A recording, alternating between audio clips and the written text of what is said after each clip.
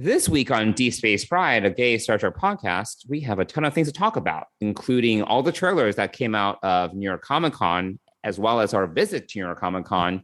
And then we have 2 episodes of Lower Decks to talk about: Hear All, Trust Nothing, and A Mathematically Perfect Redemption. Thanks for joining us.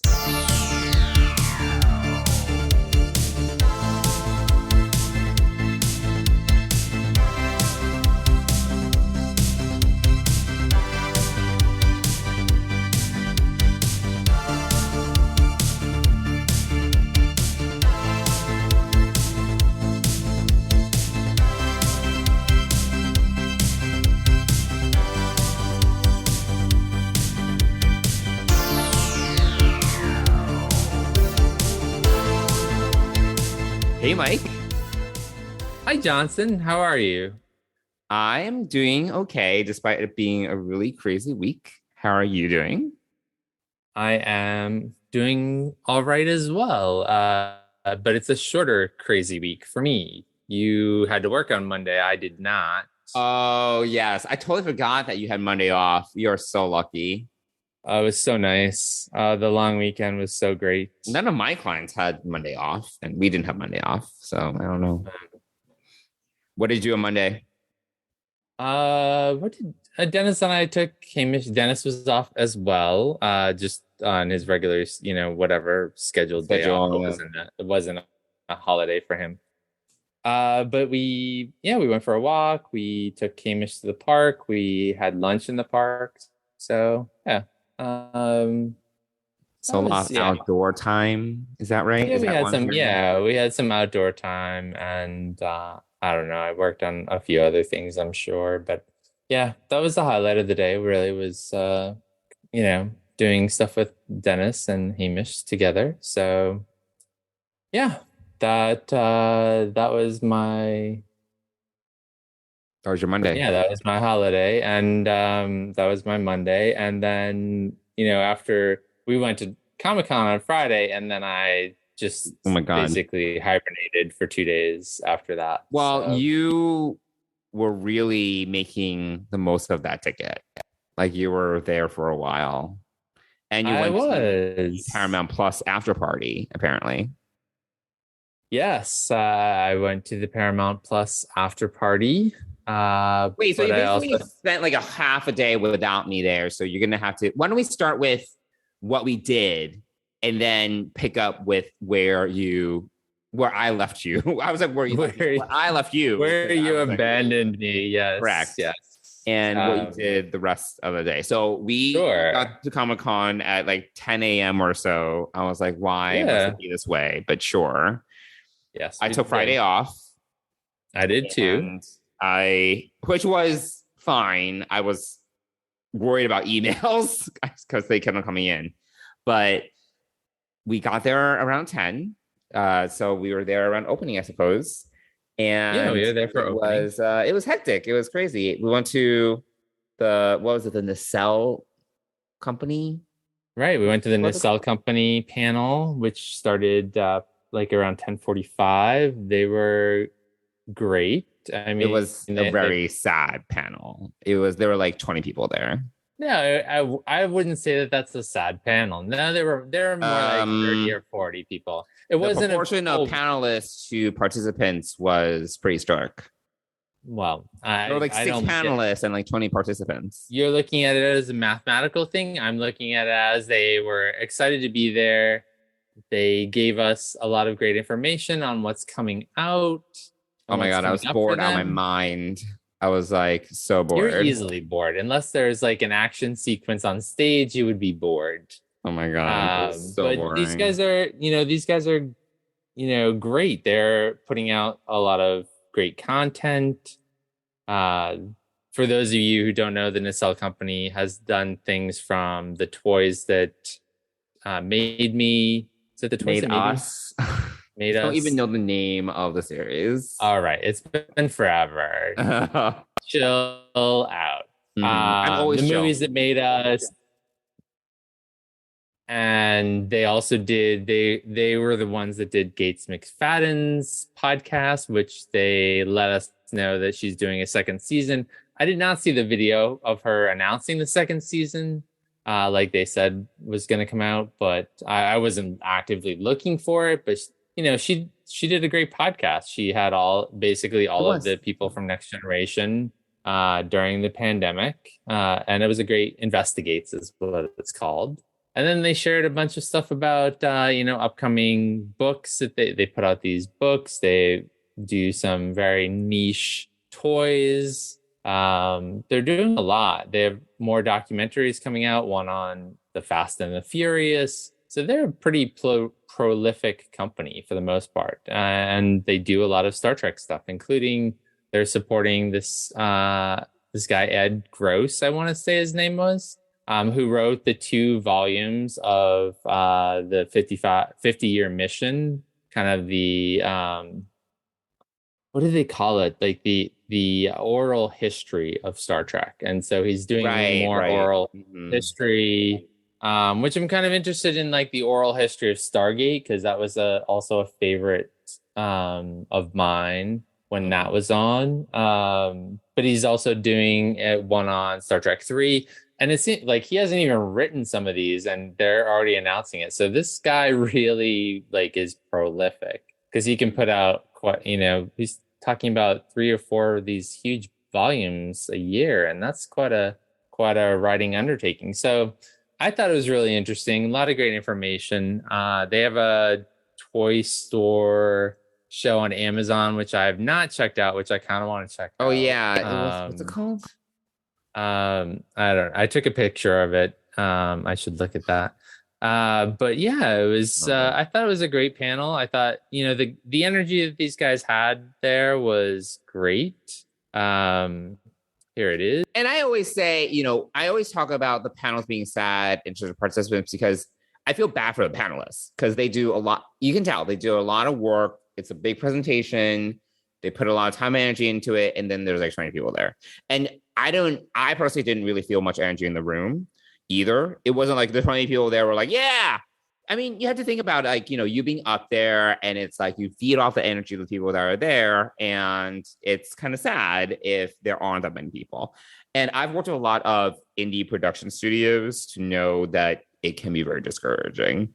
It's more like coming out of a place where I feel bad for them versus like, oh yeah, whatever. It's more like I feel bad than anything else. I get that. I mean, the name of this toy store show is A Toy Store Near You, and they're already up to season 5, which is going to launch on Amazon at Thanksgiving.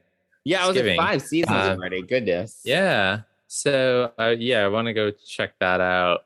I get that piece of it, but I also come from it like out of the perspective of 1,000 true fans, which is this idea that if you have 1,000 true fans who will buy almost anything from you, like that makes you pretty successful. So the fact that they get to see, I think there was more like 50 people in the room. I mean, the room was meant to hold like probably several hundred, maybe 200 or 300 people. So it, people were pretty spread maybe out. 200. Like I was thinking 150, 200. Yeah, there were like probably 20, 30 people there. It was like probably 30. I wasn't quite 20. But, it was like, but whatever. That's neither here nor there. Yeah. I was bored. I was on the dating apps the whole time. Well, there you go. So you weren't bored. Either you're bored with the dating apps or whatever, but you weren't paying attention to the content. That's totally fine. Listening. I saw that they talked about the Fast and Furious. I don't care about Fast and Furious. I don't care about toy stores. I don't care about any of the shit that they're talking about. This is the problem. So other than like the Investigates podcast, I was like, oh, season 2. That was the only thing I cared about. And I was like, that's interesting. That could have been an email versus a 1-hour meeting. Okay. This wasn't a meeting. It was a panel. It was a lot of, I don't know. I like those because if I'm only a little bit interested in what they do, some of their stuff, like not all their stuff, but I didn't know that they did this toy store thing. I think that'd be fascinating because there's some toy stores in New York that are on their list. So that interests me. Yeah. I think it was But just like I'm the wrong audience because I don't care about toys. I don't care about collectibles. yes. There's so many things. Well, we should back up and say that I basically dragged you here. I mean, You didn't drag me. We need to go. I picked up the tickets. I was like, "You're coming with me," so I wouldn't have to go by myself. And yes, it was. You were clinging to me as we were walking through. Yes, I was. That was funny. I like that because we couldn't get separated from each other. It had to be constant line of sight, and we also need to be connected. I need to barnacle onto you.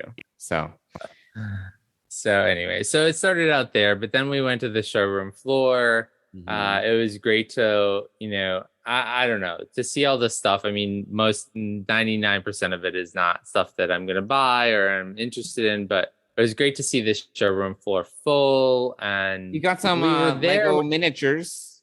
I got some Figurines, Lego whatever. minifigures. Yes. Yeah. So that was basically my purchase while I was there, was that. You didn't get anything else?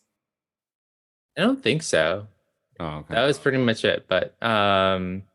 I mean, the highlight for me was meeting up with Yvette from Sci-Fi Sisters. Like that was yes, of course. Yeah, that was a highlight of mine. I mean, I spent the rest of the day with her after she broke up from us to grab a bite to eat and handle some ticket stuff. She texted me after you had abandoned me. Correct. And I was figuring out what my next steps were I'd gone back to the floor after you left for a little while. And then I went, what we missed, and that might've been interesting to you, is that there was a whole tabletop gaming, portion that was down at the other end. I'm good. Well, you like games, so I do, but I don't need to be around other people that like games. No, I think like you could have found new games. Like, that's the thing. Yeah, but then it's always cheaper on like Amazon or something like that. And then like there are like all these communities like BoardGameGeek.com that are really huge into board games, which I'm like, no, thank you, I'm good. Oh, I mean, I didn't end up going down. I just saw it.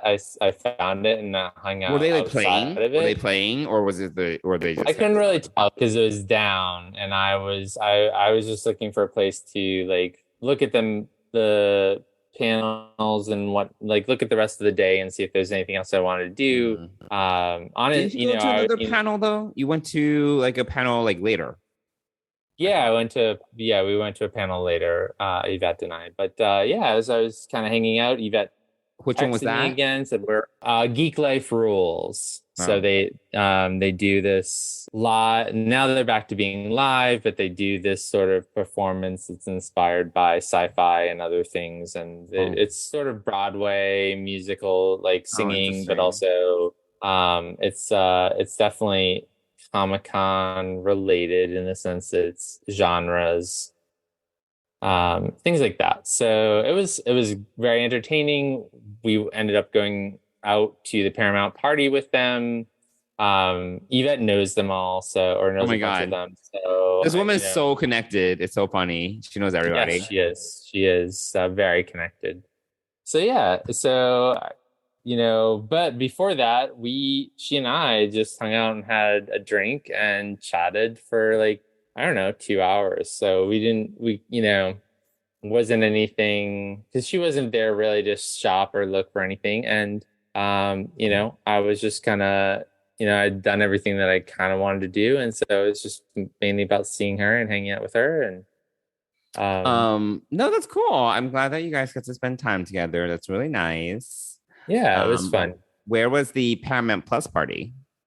It was actually 2 blocks away from where I live, which was bonus. Oh, bonus. So yeah, it was not at a place on the west side, not very far away from me. Was it at a hotel? Where was it? No, it's a venue. Okay. Yeah. And was there anyone that you recognized at the party? So it wasn't a Star Trek party, first of all. It was a Paramount Plus party. They were promoting Teen Wolf, their new movie, reboot movie or whatever, on Paramount Plus. Mm-hmm. So that was sort of that. So I didn't see anybody famous. That's not true. So as part of the entertainment Was the later cast from on, Teen Wolf there? I have no idea because I don't even Okay. know who they are.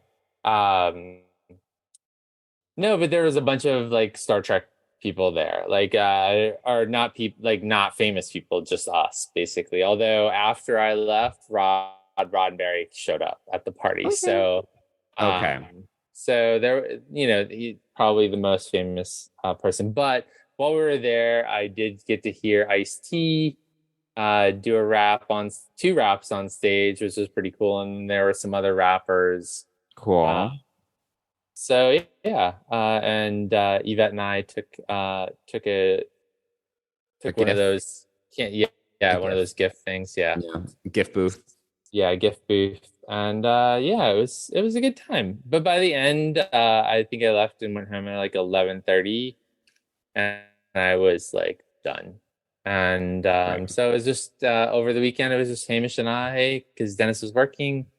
So yeah, we went out for walks, but then we just pretty much hung out at home and Yeah. rest. So Recharged. Yeah, I yeah, was done at like 4 and I was like, see you later. yeah. No, I mean, yeah, unfortunately, it wasn't Star Trek Day, which would have Right. been a lot of fun to be in the room and see that. But so we did. Oh, on Saturday, I did watch, as did you, the Star Trek panel, Oh, yes, yes. which We both watched it. I was watching it too. And we were yeah, live slacking about it.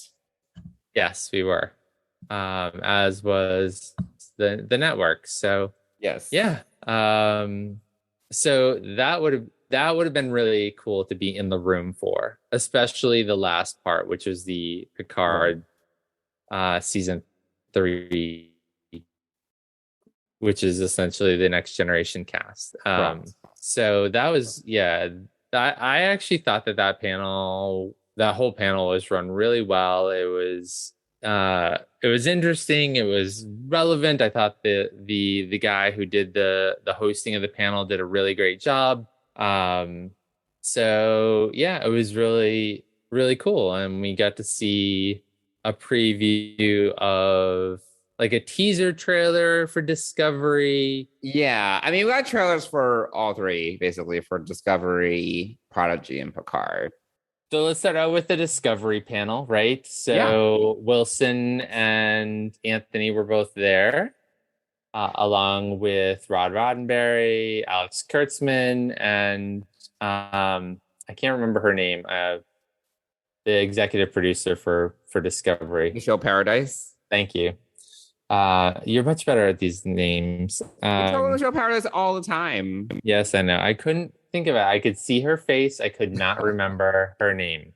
Okay. I'm sorry, Michelle. I apologize. All right, Michelle. I do not have the vacuous knowledge that my co-host has I on don't know names. about that. And so they were there, and Sonequa beamed in from Toronto because she was up to the wee hours of the morning recording. Yeah, they're still Filming. That's right. We're recording. They're filming. So yeah, and she beamed him from the bridge, which I thought was really cool. So they set it all up on the bridge of the Discovery, which I thought was pretty cool. Was it the actual bridge or was it yes. like green screen? No, like it was not a green screen. It was the actual bridge. She was in her captain's chair. Yeah. Which I was kind of hoping that we'd see a refit of the bridge a little bit, or, make it a little more, I don't know, something different. But anyway. Yeah. So we got a teaser trailer for Discovery. Right.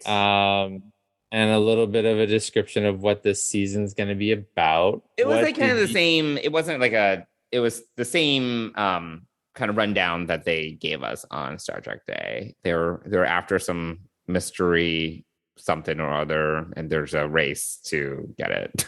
whatever.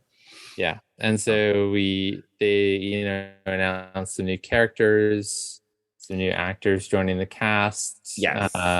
They left some things vague, like very vague with David Ajala, like what's going on with him. And well, he was in the trailer, so he's back. And I mean, basically everyone was there. Yes. I mean, I thought that I did not like this panel. I thought that it to me it really feels more of the same. Obviously, it's a panel and it's very PR led. So of course, they need to talk about how amazing it is. We've never done this before. It's like all the same shit. Like to me, it's just like it was nothing new. The trailer, I was just like, it feels like action packed, but at the same time very empty. Like I just felt it was the same shit. And I was saying to you, I did not. I disagree. I did not. This is my feeling. This is my feeling. I'm sure a lot of people will disagree. Part of this, but because I'm just so over Discovery, and I'm like, and we were talking on the side and over Slack, and like I think someone was joking, like, oh, at least there isn't like a galaxy level threat, and I'm like, honestly, there probably will be. Like, let's be real. And then even Bill agreed that like there probably will be a galaxy level threat, a threat to all existence. Like, because like it's some sort of like, hidden power they're going after. And I'm sure once you're like talking about some sort of hidden power, hidden civilization, there's some like galaxy level shit there to happen. It's gonna happen. And then they're like, oh yeah, this season's gonna be fun. I'm like, oh my God. It's just like, will it be fun? I'm just very jaded about Discovery. And I was saying to you, like, honestly, I'm okay if they were to cancel the show and just move the money over to Strange New Worlds, because that's such a better show. Enjoy so much more. And, like they just like go back to the same well. Like it's really like, I'm not expecting anything new. So I feel they say the same thing year after year. We've never done it before. It's going to be like, it's going to blow your mind. Action doesn't stop, whatever. It's all like just like PR buzz and jargon. I just like can't stand it. But sorry, say your piece. No, obviously you felt different. Well, I hear you when they say those same things. I just kind of give it a little bit of the benefit of the doubt. And granted, I did not really love a lot of season 4 of Discovery. I certainly didn't love what's his face, and I'm glad he's dead. Arca. Right? He died. Yes. What is it? Arca? Yeah. I'm over him, and I'm glad the universe is over him. But you know what? I the way that I look at panels, yes, there's some of that, but it's also to just see the enthusiasm that the cast has for the fans, sure, that sort of thing. I have nothing against the cast, but at the same time, these like panels sometimes it's just like they need to be fed like what they can't say, and there's so many restrictions around it. That's part of the problem. Yeah, I mean the one there, it is very PR driven. It's meant to hype up the upcoming season. Obviously, you never see panels that happen after the season, right? Just the timing never works out. Maybe someday it'll be like the season will end and the next week will be First Contact Day, or the season will end and it'll be Star Trek Day when they actually can like talk about everything. But yeah, I just enjoy seeing the cast. Clearly, this cast, and I think Strange New Worlds is the same way. They all do. All these casts really love each other. Sure. And it's such a camaraderie, and I just love to see that. And I don't want to. The other big thing is obviously that having a Black woman captain in charge of Discovery, I think it's a monumental deal. And sure, but that doesn't automatically make that a good show. Like No. I know. I mean, it still comes down to the writing, but I everyone has different tastes about what's good writing and what's bad writing. All those things. I'm personally not like, just because like, it's like very like, DEI oriented. There are a lot of shows nowadays that are groundbreaking that way, which I think is great, but that doesn't necessarily, in my mind, give Star Trek or not, give it like a pass. Like, it's automatically good or anything like that. Like, I think give credit where credit is due, sure. But I do think that any TV show or movie should still be seen critically. And at the end of the day, if entertainment's not good, it's not good. Sure. Yeah. And what I think to some extent, I don't know what the makeup of the writer's room is at this point for Discovery, but my hope with it be that there is some new blood coming into the writing need, room. like new writers. I don't know, I feel that they need like to freshen it up or something.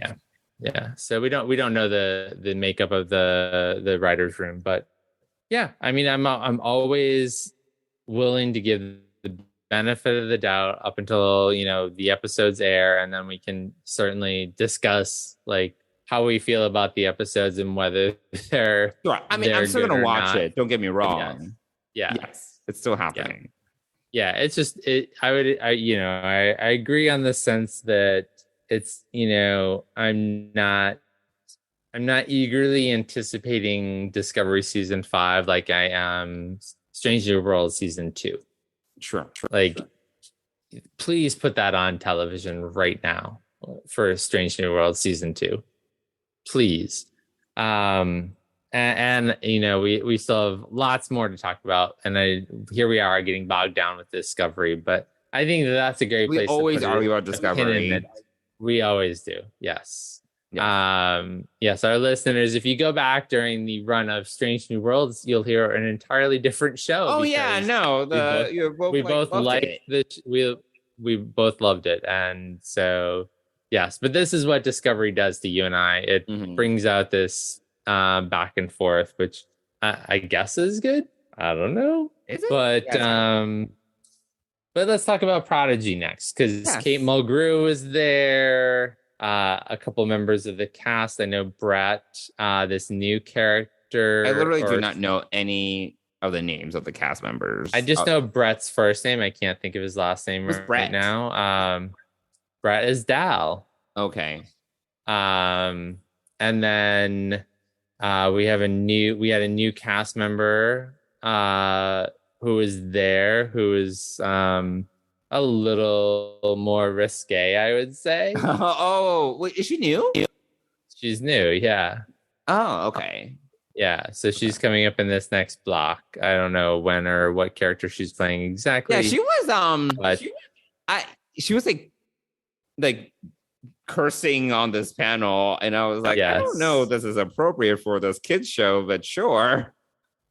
Yes. I mean, this is the last time I'm gonna like curse. I'm like, okay, thanks for the warning. Yeah, right. But what did we saw a trailer. We did see a trailer. We saw a trailer for Prodigy, which is great. It's a new trailer. It gave us more of a look. I really like Prodigy. You and I had the pleasure of getting. I haven't watched more than one episode of season 1, part 2, let's call it, I suppose. But we did get the pleasure of getting a screener from Paramount Plus for the first 5 episodes of season 1, part 2. I watched episode 11. I don't want to call it episode 1, episode 11. And I really liked it. It's a great show. It's really good. It's a great show. And that's all it's really strong. Yeah. And that's all we can say about it right now. Yeah. No, I wasn't going to go into the plot, but I was just going to say, I really love and enjoy Kate Mulgrew. Like, she has such a presence. I've said this again and again, especially when we saw her in Chicago, and that was, again, the first time I saw her on a panel. But she has just such gravitas and humor, and she's just, you can tell that she's wise, and she really has passion. I just love all these things about her. And and she has enthusiasm for Star Trek, in a way that I don't necessarily think that she had when she was on Voyager. But years down the line, I feel that she's just found this new appreciation for the franchise, and just her enthusiasm for it was real. I think the way in which her enthusiasm has grown is really remarkable. But the most notable thing on that particular panel was part of the Q&A, where someone was like, "Hey, Alice Kurtzman, are you going to bring Janeway back in live action?" And then, he kind of like, Janeway, Kate Mulgrew was like, "Yeah, what's going on?"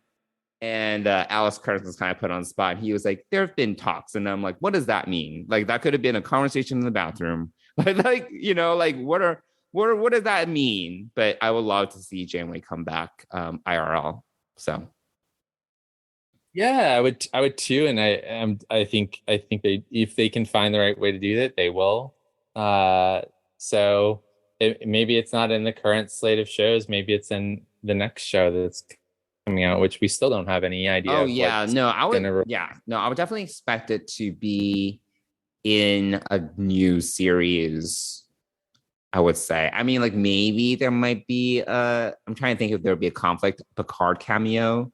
I don't say why there couldn't be, but other than that, I'm sure there Yeah, would be for sure. yeah, she could do a Picard cameo that certainly would make sense. Yeah, yeah, that makes sense. So maybe, you know, so I mean, the other thing too is that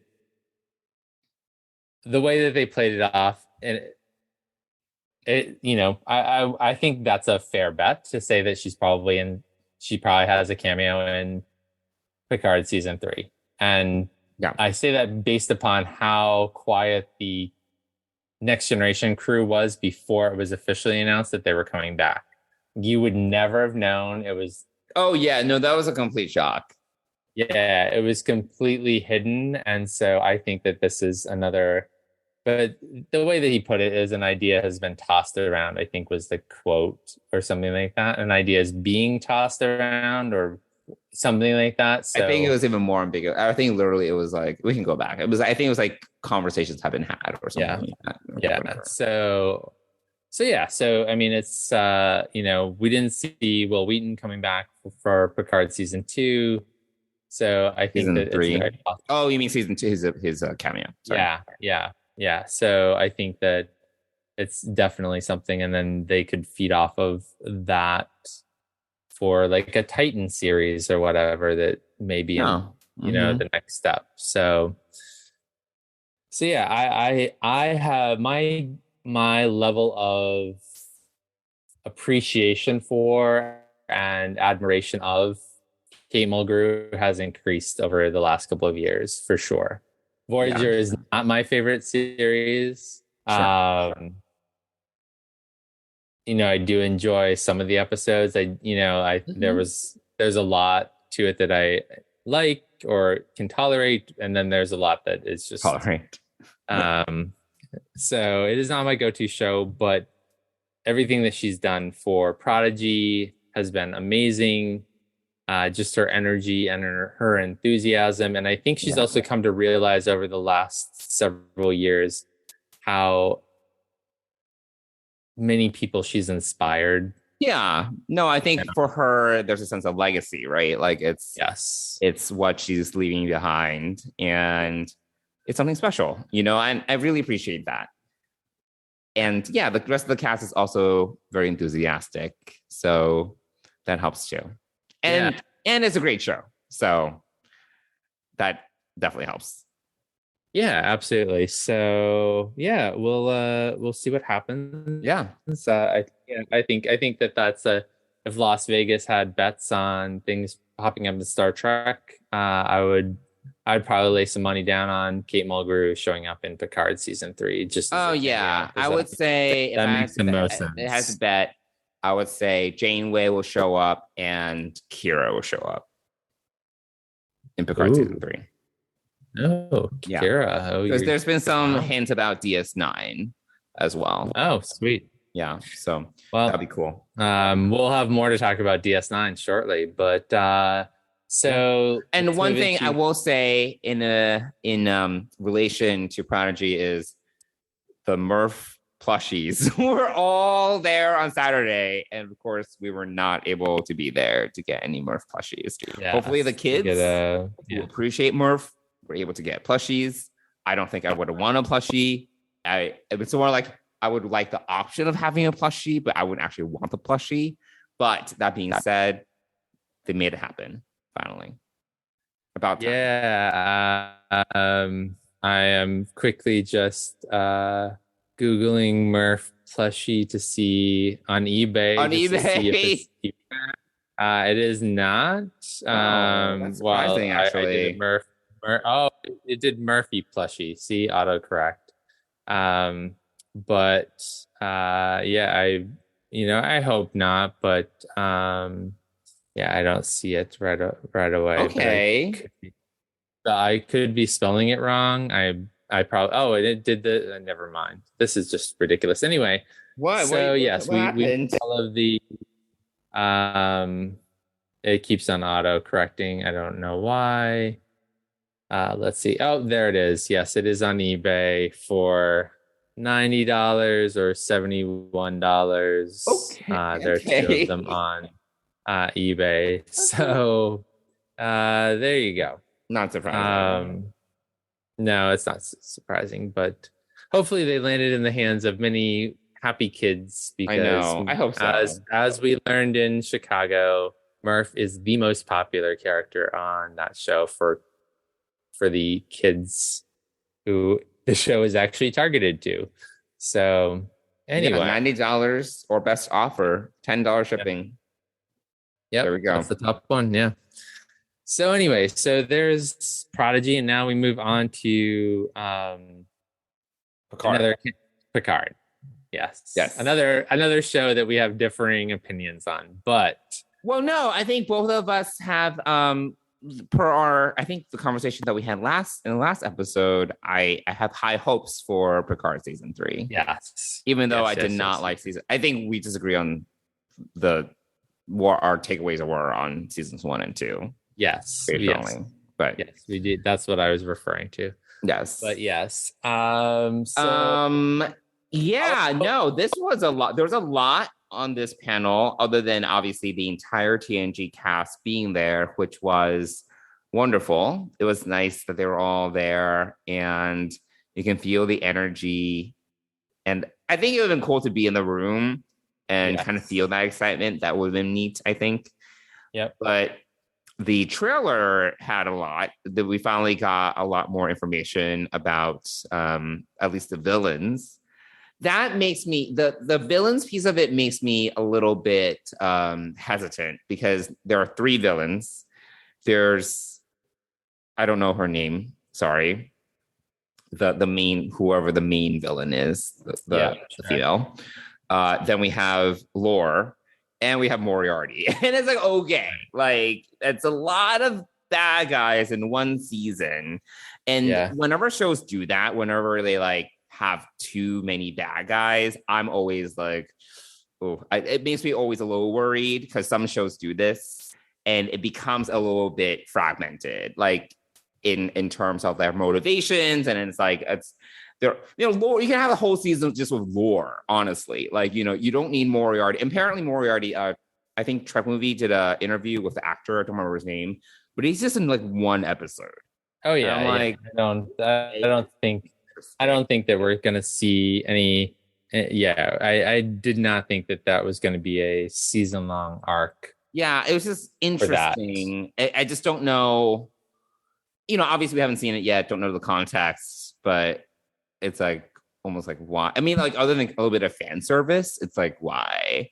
Because I feel it like would detract from whatever else is going on. I don't know. We'll see. Right. We'll And see how we that all fits do together. know that it sort of starts out with Beverly being in trouble. Right.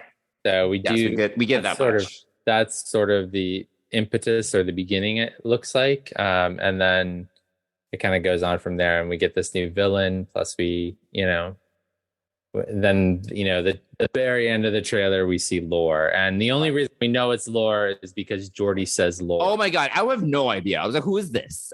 Which character is this? Yeah, if Jordy didn't say that it was Lore, I would have no clue. So Right. I'm glad we got a little bit of help there.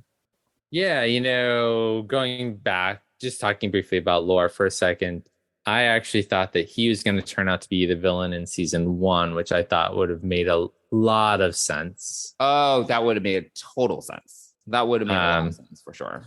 So, that's sort of... Yeah, that was a lost opportunity now that I think about it. Yeah, no, that especially was my whole like AIs are better. Like, totally. That totally makes sense. Yeah. So, yeah. And yeah, instead we got, Picard becomes a golem. I was like, okay.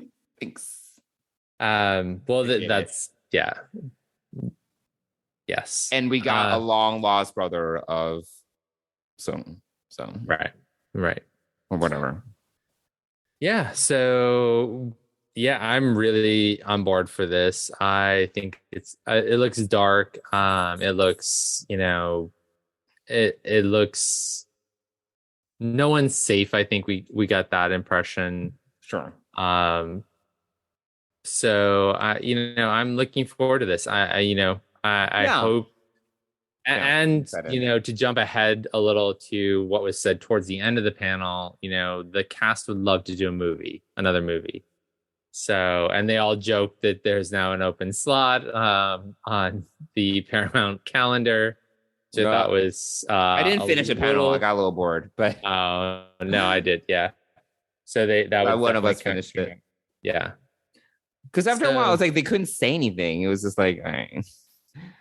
Yeah, I mean, of course, Yeah, they couldn't say anything. Yeah, they can't say anything. And the only things that they did say were either already revealed in the trailer or they kind of repeated what they've already talked about in the past. So I was like, okay.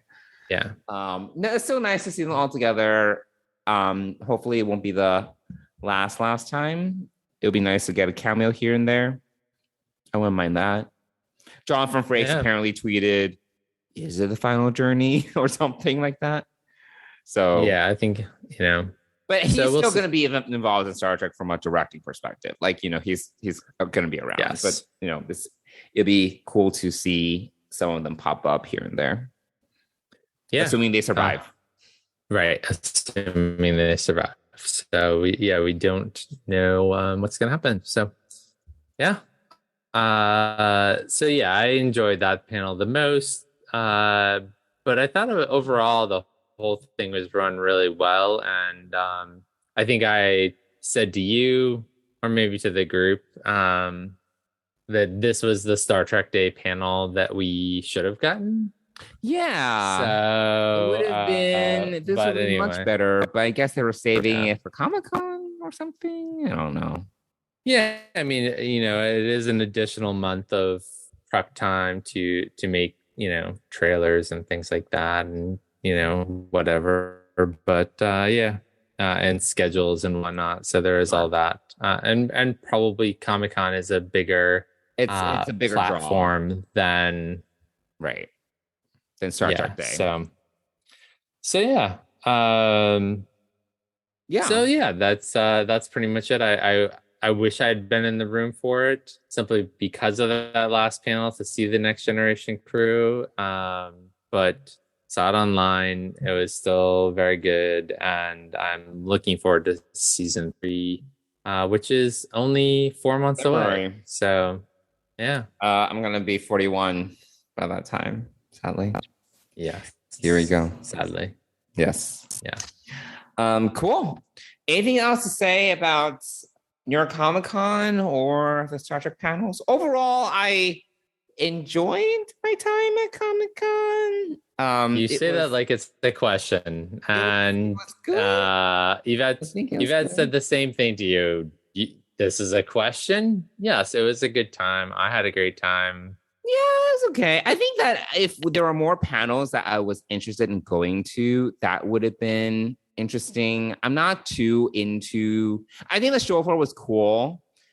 Some of the setups were very elaborate, and that was really cool to see. But I'm not really into like the products or the swag, and some of it was almost like triggering. I was like, oh my god, there's so much stuff like for sale. Like this is like so much capitalism. So it was just like a lot. But some of the setups were some of like the pop-ups, I guess, were just very elaborate, and that was really cool. But yeah, I mean, they did. So the one thing that everyone should know, though, is New York Comic-Con is much more comic-led than like film and television led, or it's more a lot of comics and manga, like manga anime, very heavy. Which is fine. It's that.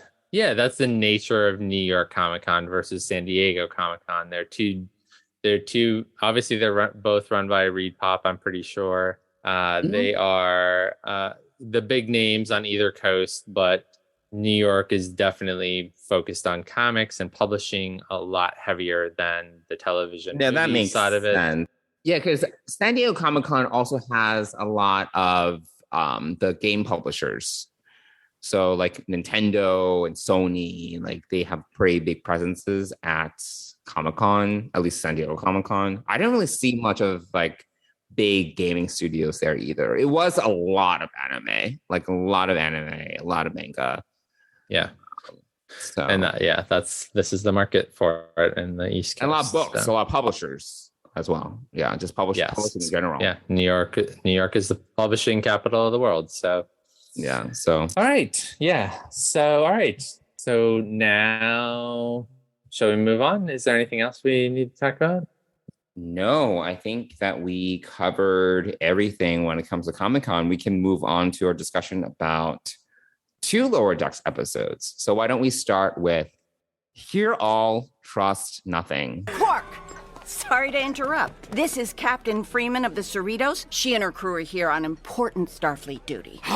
You look radiant, Captain. Pass. Oh, I love Starfleet. I do a lot of business in Federation space. Quark is our resident entrepreneur. I did expand my simple bar into 21 franchises across the Alpha Quadrant. And somehow I remain humble. What are you talking about? Can't people just replicate drinks? None of your outdated Starfleet replicators can make what I have to offer. My unique design gives our refreshments that special zing. I've been crafting them for years. So, Captain, do you think there's room at Starfleet Academy for a Quarks? No. All right, Mike. So this was the big DS9 episode that was obviously teased in the season 3 trailer. So we finally get a chance to visit DS9. We get to observe and admire the pylons, I suppose. What did you think of this episode? I really love this episode. So I really did love the previous week's reflections. I think that was still reflections is still my favorite of the season so far. Yeah, this is I would say this is tied just because of the whole DS9 piece of this. Sure. We do get a Gamma Quadrant baddie that we recognize from Deep Space Nine, the series. We do get to see Kira and Quark. We get to see Quarks. It's just the music was. I want the music from this episode. I mean, I'm sure it was re-recorded for this particular episode, but it was great. All of our characters had something to do. Tendi had a lot to do, including Captain Freeman. Yes, this was another episode highlighting Tendi, I think, the most. Although we get to see the personal side of Mariner and Jen. So that was kind of interesting. Also, I thought it was right on brand for Mariner to stay on the Cerritos instead of going to Deep Space Nine. I think DS9 for her is like been there, done that, right? So yes. She was stationed there and had bad experiences, right? Her she friend lost got one of her best friends, eaten by a so I thought that was really on brand, and letting the other three newbies kind of visit Deep Space Nine for the first time. And Rutherford's reaction was probably my favorite out of this whole show, because he was just excited to see all the things on the promenade. He wanted to dangle his feet on the upper level, and mentioned, I want to talk to a young reporter, young journalist or whatever. Young journalist. So I thought that was really cute. And then Tendi yells at him, "No, we have to go." Like, she was so tired of this other Orion who was from Cleveland, as we learned later on. Cincinnati? Never been Cincinnati. Yes. Yeah. Oh my God. That was funny. So, I just really enjoyed it. I enjoyed all the Colonel Kira stuff. I enjoyed the Quark stuff. I thought it was just great all around. I thought that the story was, funny that Quark had taken technology and used it, and like now he's like, oddly enough, like the deal was 76% of his profits now go to the Crema. So I thought that was a little like bad job negotiating on Carol's part. Yeah. But anyway, I really enjoyed it. What did you think of it? Yeah, no, I liked it. I didn't like it as much as Reflections, but obviously it was nice to visit DS9 again. I think that for me, I'm just trying to find the best way to articulate it. Well, first of all, I one thing I noticed is I felt that Kira and Quark didn't exactly sound the same. Like it kind of threw me off a little bit. I don't know if you noticed it. I mean, they're both older now. Quark, Armin Shimmerman, he was apparently wearing the prosthetics, but they weren't exactly the same prosthetics or something like that. So he sounded a little bit different. It's not a big deal, but like kind of like threw me off a little because their voices have aged. But then I think that the other thing about this episode that I was like, oh, it's a frivolous stop by DS9. It's not like a lot of what we got on DS9 usually was very like mostly serious. It was like, it was a lot of drama. This is kind of just like, there was a quick stop. It was a pit stop. We got like a quick slice of life on DS9. But it's not like we've gotten like much of it's not like we got really like a substantial update on like what has Kira been doing? What has Quark been? I mean, Quark apparently has franchised. Good for him. But other than that, we didn't really get much about like what has happened in the past, like maybe at this point, 6-7 years since we left them. I think it's 5 years. Is it 5 years? Okay. Yeah, I think I heard somewhere it was 5 years, but yeah. So, I wish like we got a little bit more. Obviously, we didn't get, Bashir might still be on the station. Esri might still be on the station. So I'm just thinking, I think it's just two of them and then Kira and Quark. And it's fine. Now, I'm not expecting like everyone to show up, but it'd be nice to be like, what's happened? What's been going on? Colonel Kira is now obviously in charge of the station, but it's not like she's really advanced in rank. Like, she's still there. It was nice to see them, but I don't think we got much in terms of like substance from the visit. Quark has his shenanigans, and of course he causes trouble, which is very Quark. But it would be nice to kind of just get like a drop, like how's Nog doing, or how is Julian and Esri, even though they didn't show up. I would have loved to kind of just know, like, what has happened on the station since we last saw everyone. That's all. It's more that. Like, it was just a slice of life. It was, some shenanigans. Honestly, I think that Tendi had the most to do, and I liked her storyline the most out of everyone's, because she just, she got to kick ass. Like, we got to learn a little bit more about her as a character. And her kind of, again, the tension that she has as an Orion, and her coming from a Orion Pirate family, the character growth, I think that's usually what you and I usually go for. And I love that, like little snippets that we get about these characters. So it would be really nice to get a little bit of that kind of update from our DS9 characters versus, they were kind of just there to provide more context to the narrative and what's happening. And and then there were like coincidences. Oh, of course Shax knows Kira, and they like were in the resistance together, and it was play for laughs. But I was like, okay, that's convenient, that they also know each other. I really liked when they were approaching DS9, Shax was like growling at the Cardassian design of the station. That was really good. But otherwise, yeah, no, I don't know if I'm making sense, but it was just like, I kind of wanted like a little bit more. And I think that's why I kind of left the episode a little bit. It wasn't like disappointing. It was just like, oh, I wish there was more,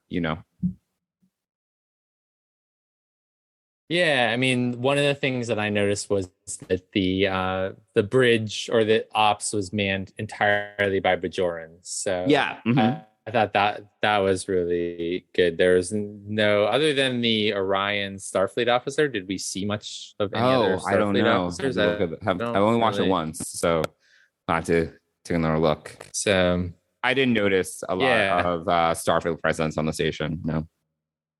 Yeah.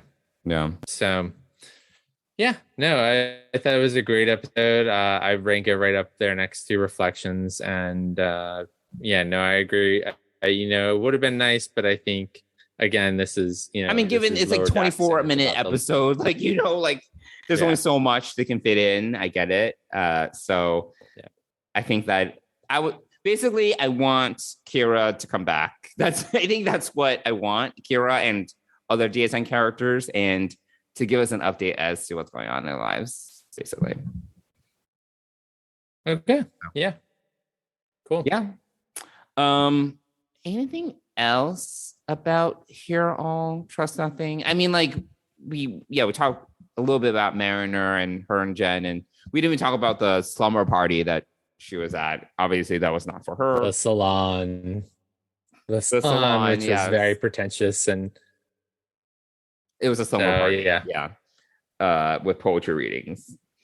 And we also got Bold Boimler, a little bit more Bold Boimler, really taking the risk at Dabo, but then at the end being like, well, money doesn't mean anything in the Federation, so I'll take your Quark store credits or whatever it was. So Quark bucks, yeah. So yeah, cool. Anything else to say about this episode, though? You can cover most of it. No, another visit to Deep Space Nine would be well appreciated, I think. Oh yeah, I would totally go for it.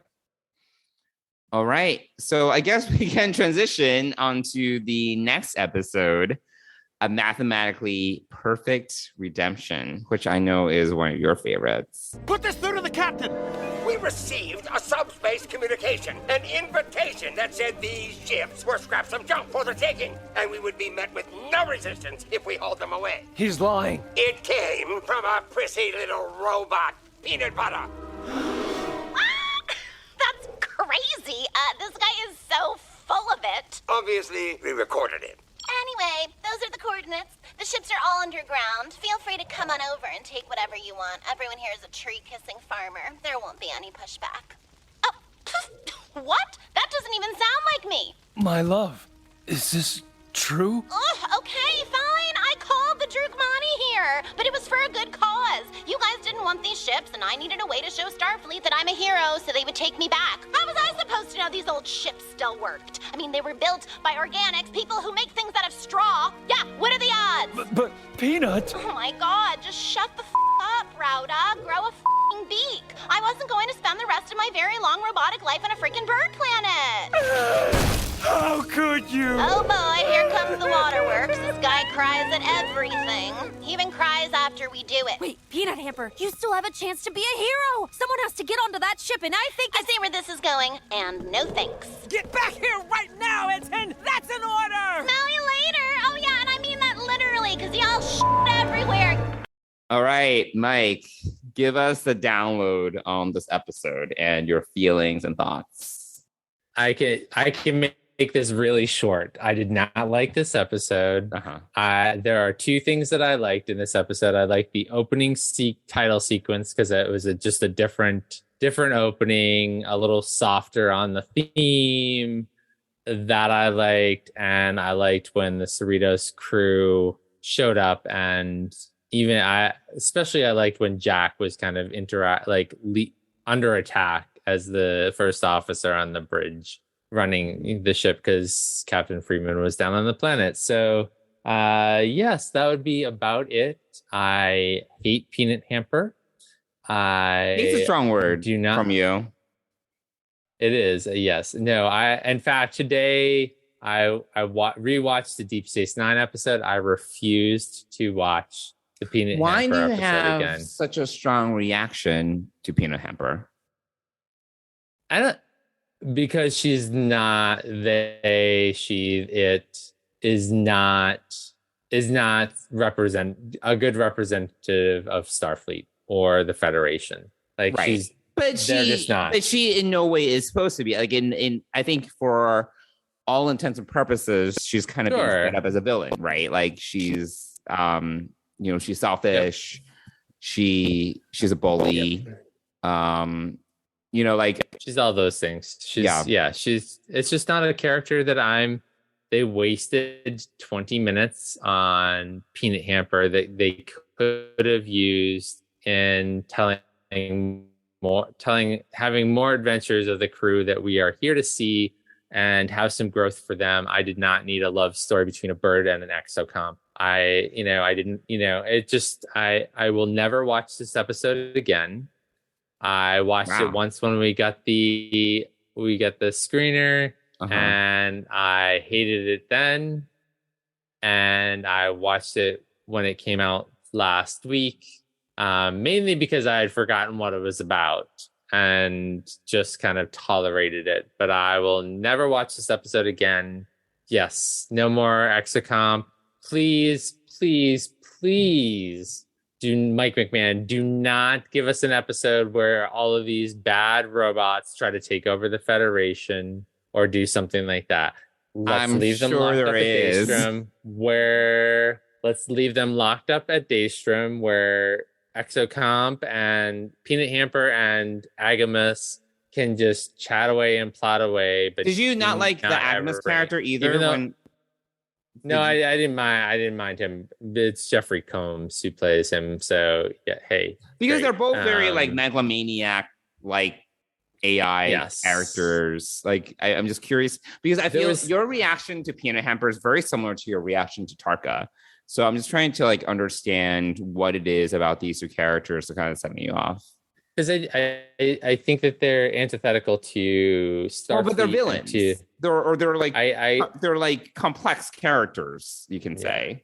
Like Tarka was definitely complicated. Like Tarka was not necessarily one-dimensional. Like he was a villain, but and I hated him on all dimensions. Like seriously, I really hated because I don't like bullies. Number one. I never will. I will never tolerate them as a character. I don't care what their backstory is. They don't get a buy from me. When you're a bully, that's it. Like, done. Cut them off. Get rid of them. Die. I don't care what happens. Wow. But Peanut Hamper is it's just not it's just not my thing. I just do not like the character. She, essentially Shax died because of her. I get it that Shax came back, but that's not the point. And I just don't see any value in the character. Yes, I get it. It's a comedy, all those sorts of things. I just don't think it's funny. I don't find it enjoyable. I don't find the character interesting. Yes, it's just one of those things where I am completely disinterested in the feature of her. And please do not bring her back because I will write an angry email to Mike McMahon if he ever brings her back. I just do not like the character. I just don't. Yeah. Okay. Yep. I have a strong feeling that she's going to be back. I mean, the ending was totally a cliffhanger between her. It looks like she and Agamus are going to team up and have some sort of follow-up. Yep, and I will probably have this very same reaction to whatever episode that is and curse Mike McMahon for doing that. And I like Mike McMahon, but I do not have any interest in watching Peanut Hamper try to take over the world. No. Give us more of our core characters doing fun and crazy things and growing. That's what I want to see. Do it in a humorous way. Great.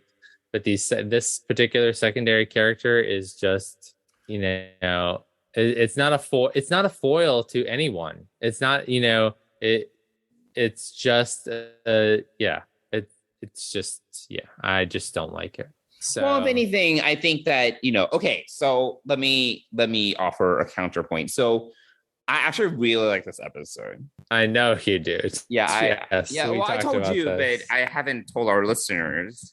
Yes. I really like this episode a lot, actually. It wasn't my favorite, but I really enjoyed it. I was like laughing out loud in this episode. And this episode actually really reminded me of the Three Ships episode in last season because the focus was the narrative structure was completely different from what we usually get in a Lower Decks episode. And 89% of the episode does not actually focus on our main characters. and they just come in the very end. So it was very, very similar. And it's similar in the fact that it just does something different. I'll give you that. It does something different, but it's also the focus isn't on our main characters. Like they literally screen time. Right. But at least with the 3 ships, they were interconnected, and that was an interesting story. But I feel not an interesting story. But this is subjective, right? You didn't think it was an interesting story. I actually thought it was pretty interesting. And it's also serving as a setup for a sequel. They're totally doing that. And I think if anything, like Peanut Hamper is serving as a foil because she is so counter to what we usually would expect from a Starfleet officer, that I think that's what kind of is like, I think for better or for worse, is even the title, because the title is a mathematically perfect redemption. They're trying to subvert our expectations, right? We're expecting that Peanut Hamper might actually redeem herself, that she might actually on this journey be changed, right?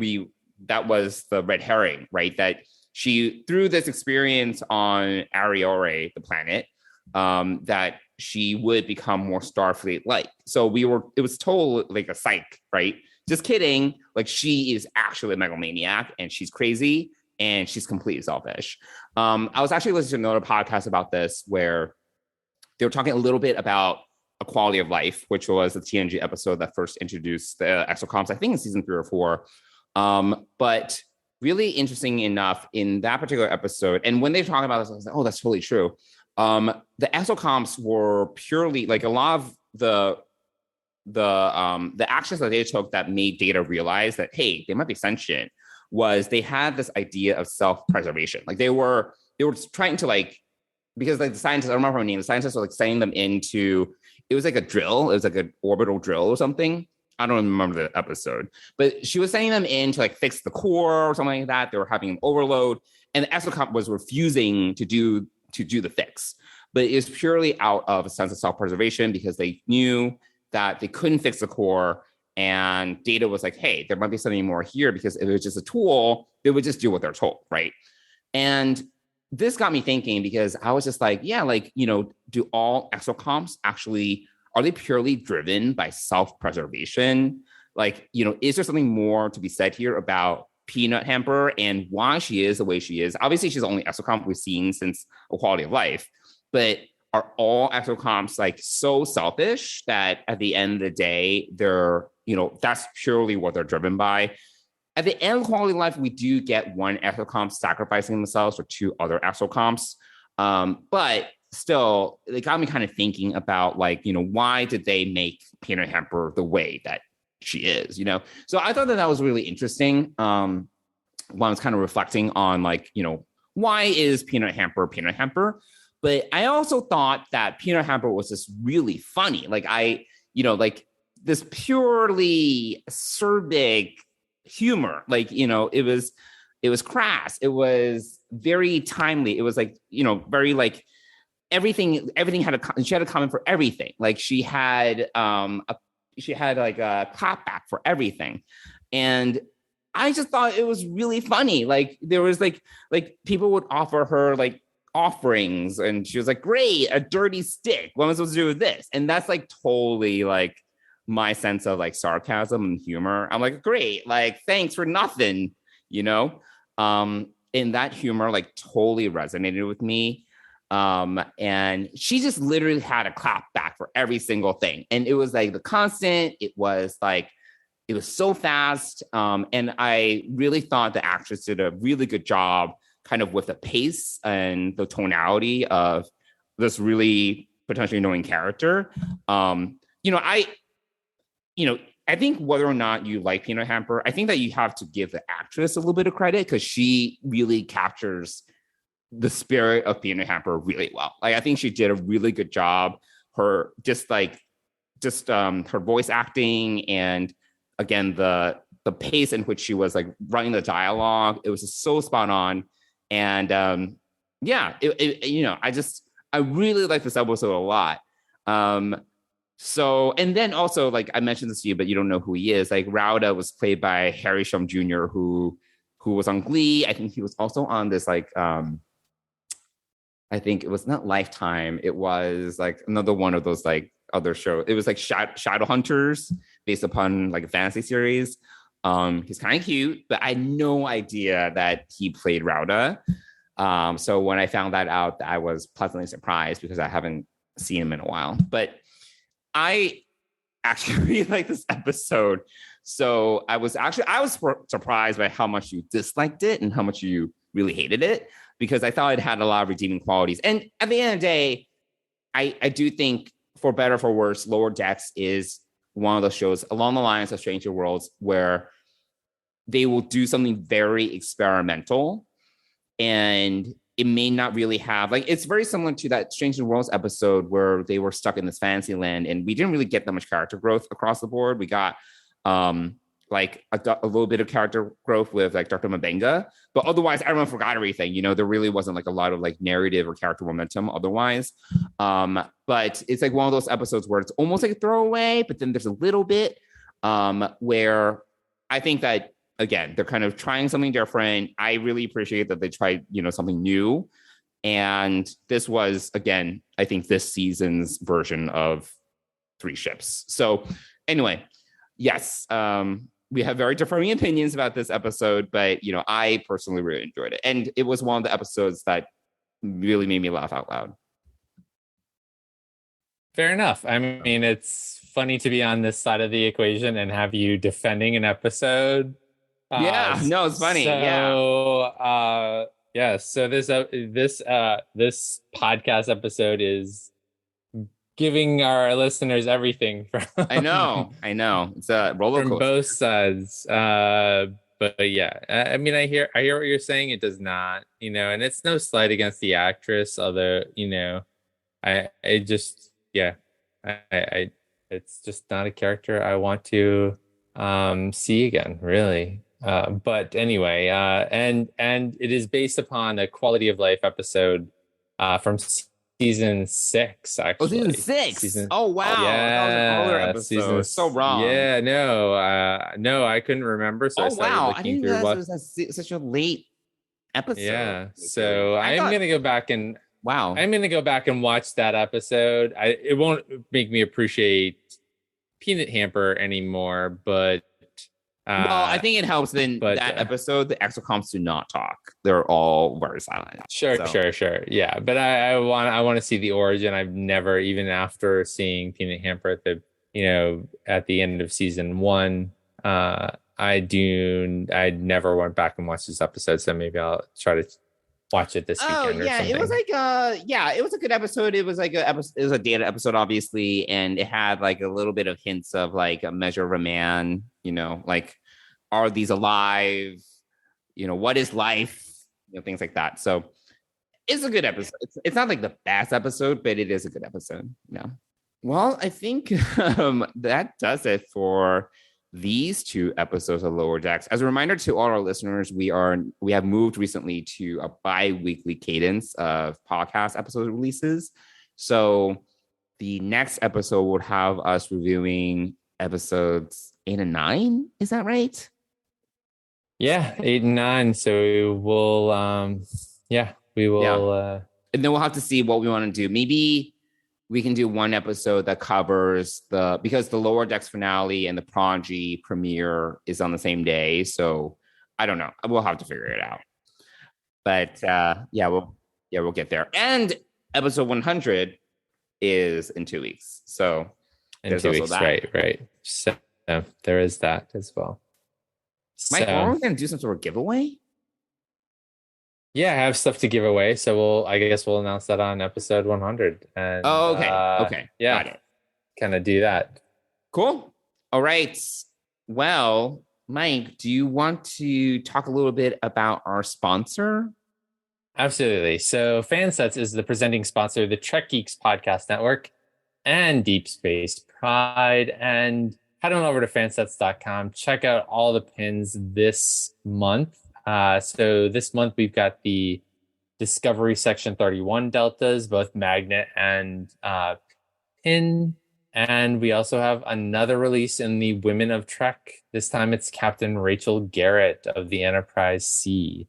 So those are the two latest pins. They follow the Confederation pins from earlier, last month, and Raffi Musiker's Woman of Trek pin. So and plus there's lots of other great pins to check out at Fansets. And if you put more than $30 in your cart, you're going to get free shipping in the US. And if you use the code TrekGeeks, all one word, you're going to get 10% off your order. And we want to thank Fansets for being our sponsor, presenting sponsor of Deep Space Pride and the Trek Geeks Podcast Network. Thanks, Fansets. Cool. Well, you can also reach us on social media. We would love to hear from all of you.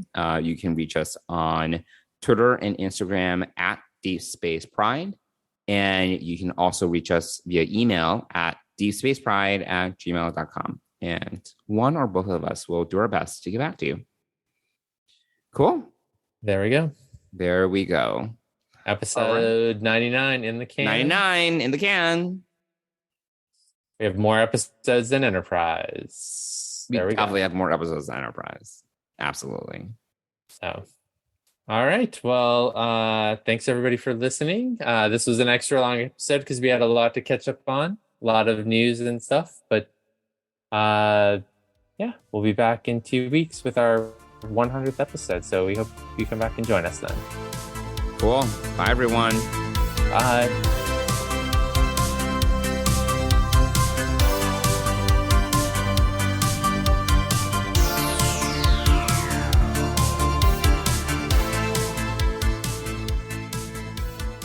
Deep Space Pride is a production of Coconut Media Works. Executive producers Bill Smith and Dan Davidson. For more great Star Trek discussion, discover the other shows of the Trek Geeks Podcast Network at trekgeeks.com or find us in Apple Podcasts, Spotify, or your favorite podcast app.